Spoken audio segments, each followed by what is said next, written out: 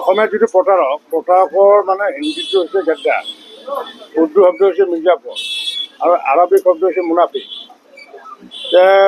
যিসকল মানে পবিত্ৰ কোৰাণ শ্বৰীফৰ মুনাফিকৰ কথা লিখা আছে যে মুনাফিক মানে প্ৰতাৰক বা গেদ্দাৰ বা মিৰ্জাপুৰ, তেওঁলোকক সহায় কৰিব নালাগে বুলি কোৰাণ শ্বৰীফত লিখা আছে।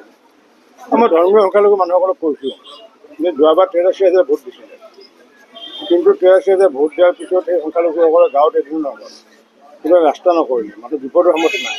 গতিকে সেই তেনেকুৱা যিগৰাকী ব্যক্তিয়ে নিৰ্বাচনত অংশগ্ৰহণ কৰিছে যে নিশ্চিত ওপৰত গেদ্দাৰী কৰিছে, প্ৰতাৰণা কৰিছে, গতিকে সেই প্ৰতাৰক বা মুনাফিকক ভোট নিদিবলৈ, অৰ্থাৎ কমিউনিষ্টৰ যিগৰাকী পাৰ্টি, যিহেতু কাঁচিখন আছে, যোৱা 5টা বছৰে কাঁচি ব্যৱহাৰ কৰি মানুহক যিটো কৰিলে, এইবাৰ যাতে কাঁচিৰ সন্মুখ যাতে নহয় তাৰ কাৰণে এটা ভোটটো যাতে কাঁচিত নিদিয়ে, সেইকাৰণে আহ্বান জনাইছোঁ।